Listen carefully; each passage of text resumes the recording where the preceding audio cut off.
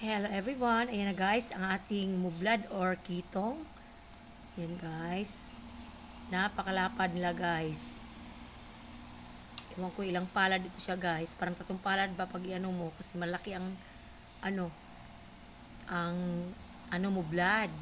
Yan, minanit ko muna guys sa vinegar, lagyan ko ng asin at saka magic sarap. Mamaya maya guys, iprito ko ito sila. Pero ang gamitin ko guys yung malaking kawali. Kasi hindi ito kakasya sa maliit na kawali. E na guys, ako nang giprito ang ang mublad or kitong. Napakabango nito guys kasi na-marinate sa vinegar ba. Tapos merong sugar at magic sarap.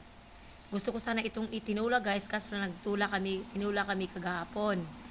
Yung tuna kaya baka hindi kakain ng mga kids. Kaya ako na lang giprito ang fish. Ayan, para sa kanilang pananghalian. Tapos 2 bata lang naman guys ang kakain.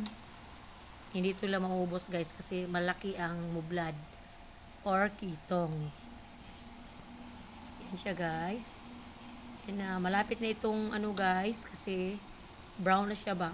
Ayoko ring maano siya guys, masobrang pagod.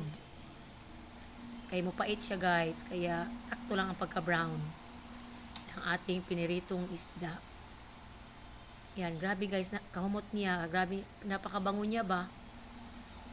Yan, yung octopus ko guys, bukas ko na yung lutuin kasi nabisi ako sa pag-washing. Marami akong nilabhan kanina guys ba. Yan, ngayon nga lang ako nakaupo. Nagwa-washing ako guys, nagpiprito din ako. Ayan, para sabay. Ayan na guys, luto na ang ating kitong or mublad.